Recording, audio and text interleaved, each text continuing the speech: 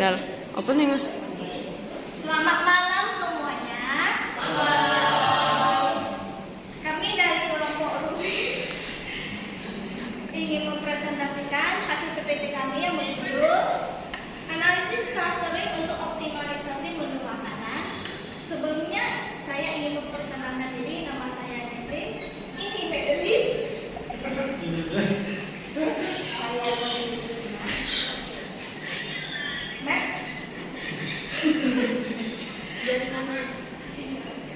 Jaringannya Akan dipresentasikan oleh nama saya bernama Madeline.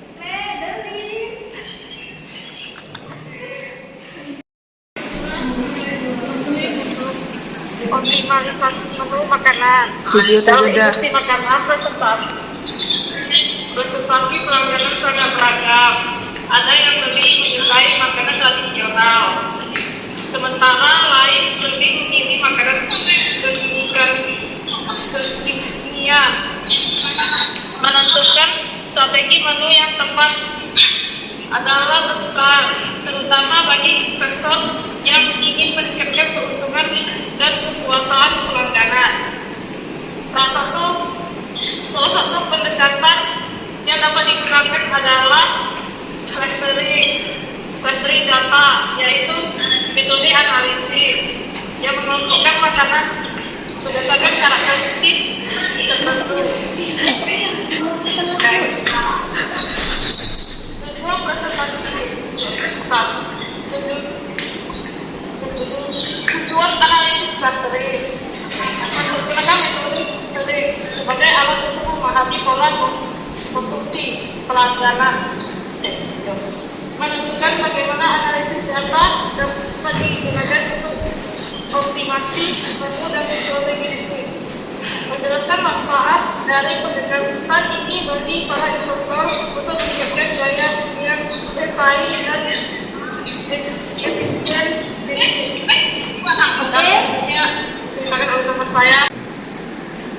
Ada lanjut. Manfaat bagi investor, segmentasi pasar yang lebih akurat. Clustering membantu mengelompokkan pelanggan berdasarkan preferensi mereka. Pengambilan keputusan yang lebih cerdas, investor dapat menentukan makanan mana yang lebih laku dan mana yang sebaiknya disesuaikan.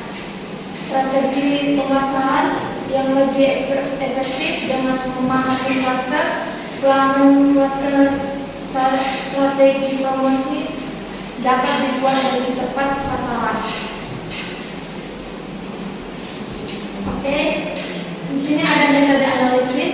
Metode analisis terbagi menjadi tiga, yaitu teknik clustering yang digunakan pengelompokan makanan berdasarkan atribut tertentu dengan menggunakan pendekatan iteratif.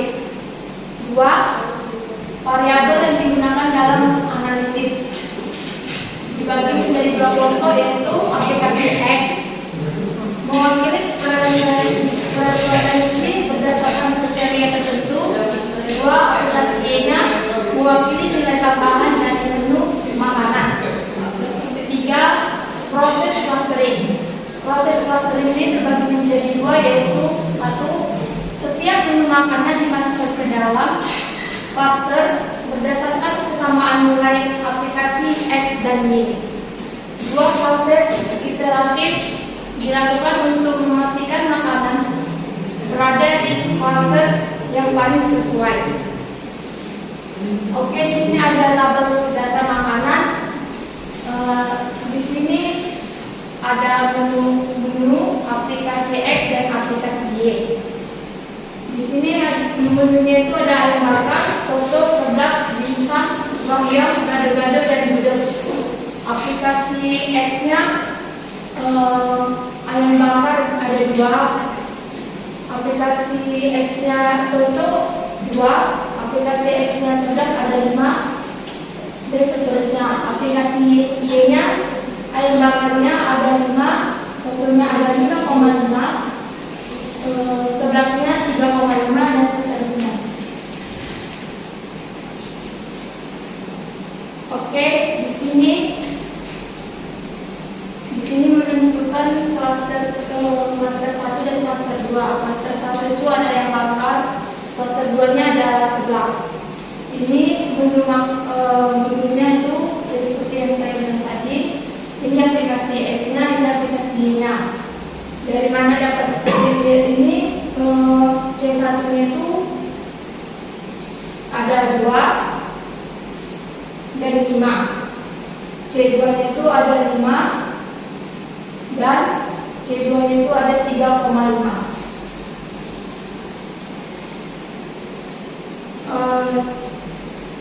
Di sini ada menu aplikasi X dan aplikasi Y. C2 C1-nya tadi seperti yang tadi itu ada 2, C1 ada 2 dan 5, C2-nya ada 5 dan 3,5. C1-nya itu seperti ada rumus seperti di atas. 2 kurang 2 kali 2 tambah 5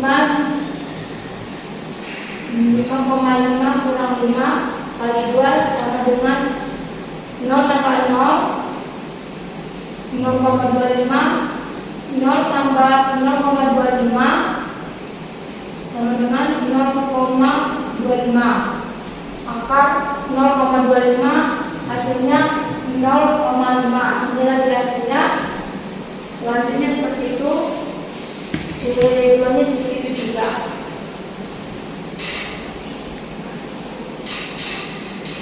Oke, selanjutnya akan dibacakan oleh teman saya yang bernama Jeffrey. Ya. Oke, selanjutnya saya akan membahas cara mencari minimal. Minimal itu dilihat dari ini klaster 1 dan klaster 2. Data yang tadi. Nah, untuk melihat minimal itu berapa sih? Dilihat dari nilai yang terkecil. C1 sama C2 nilai terkecilnya apa? Itu ada di 0. Yang kedua itu ada di 0,5 dan seterusnya. Dan hasilnya dicatat keterangan untuk klasternya. Bisa dilihat seperti ini. Nah, ini untuk iterasi pertama. Ada menu aplikasi S, aplikasi Y, dan hasil keterangan yang sudah kita langkah-langkahi tadi. Ini hasilnya. Nah, udah sampai sini udah selesai belum? Sampai sini ada lagi kelanjutannya. Ini kan kita harus membandingkan iterasi dengan iterasi lain untuk menghasilkan menu-menu yang bisa didapatkan para investor. Nah, cara membuat iterasi berikutnya itu di mana? Ini iterasi pertama, sama seperti sebelumnya, di data sebelumnya dan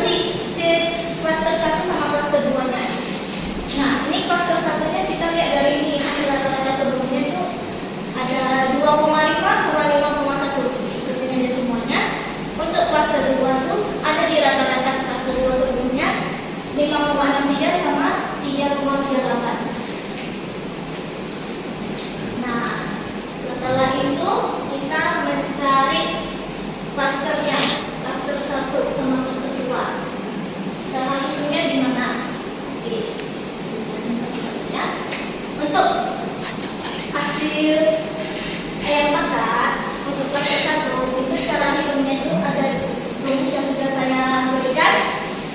Itu mulai dari 2 aplikasi IAS-nya 2 dikurangi 2,5 disuruh dikaliin 2 ditambahin 5 dikurangi 5,1 dikaliin 2 hasilnya 0,25 ditambah 0,01 hasilnya 0,26 disuruh dipangkatin 0,26 nya jadi 0,509 kita dinapi menjadi 0,51. Untuk seterusnya juga seperti itu, ikuti saja. Ini saya juga tampilkan hasil kalkulatornya, bisa diikuti seperti ini. Rata-rata sama saja. Nah, selanjutnya kita mencari minimalnya, sama seperti iterasi pertama. Kita lihat dari C1 sama C2-nya. Lihat nilai yang terkecil. Untuk minimal di baris pertama itu kan yang paling terkecil 0,51. Tadi dicatat lagi. Nah, seterusnya begitu. Untuk keterangan klasternya lihat dari minimal. Nah, untuk 0,51 itu ada di mana? Ada di C1. Dan seterusnya begitu.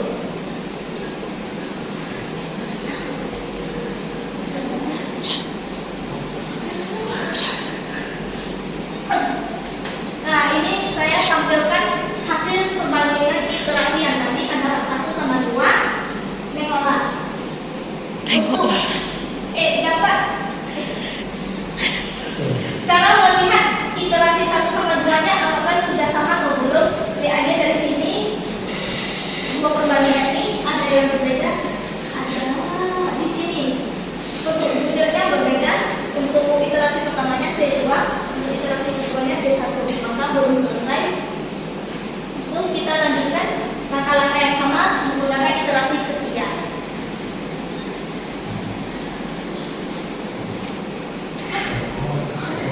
Oke, selanjutnya akan dijelaskan oleh teman saya bernama James.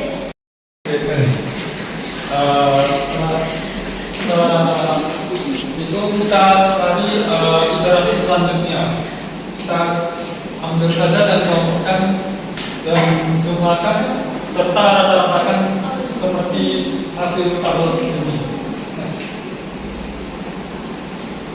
Nah, setelah itu kita akan mencari iterasi yang ketiga. Kita ambil saja klaster 1 dan klaster 2 yang tadi yang sudah kita rata-ratakan, masukkan ke C1 dan C2-nya di iterasi ketiga. Setelah itu kita carilah C1 dan C2-nya itu dengan rumus yang sama seperti yang tadi.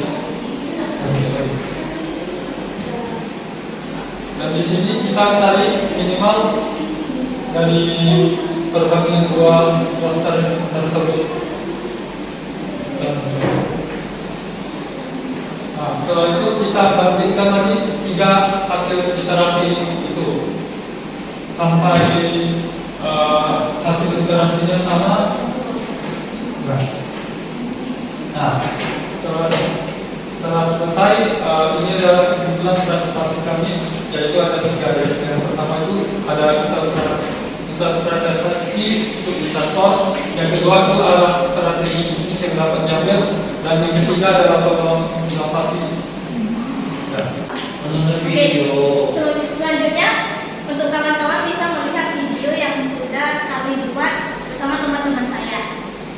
Video apa? Video tentang analisis data menggunakan algoritma Kamis dengan menggunakan aplikasi WK. Silakan ditonton.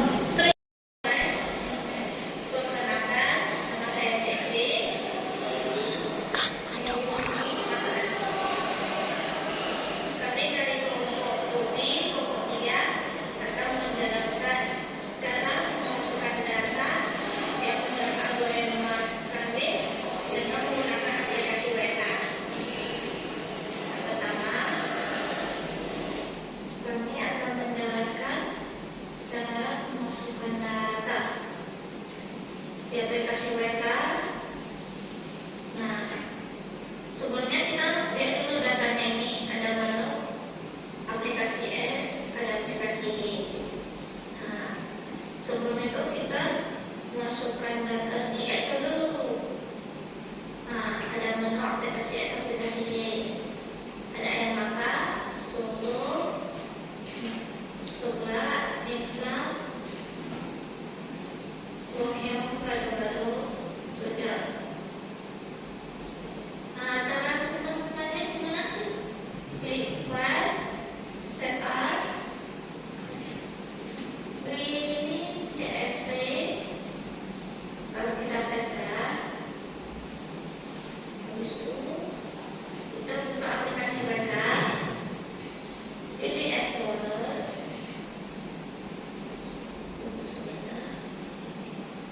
pilih open file, cari data yang kita simpan. Lalu di sini kita cari CSV dan bisa dilihat datanya benar atau salah. Lihat dari sini. Selanjutnya Untuk menampilkan cluster, pilih ada cluster, tekan zoom, dan monitor. nah, di mana apa sih?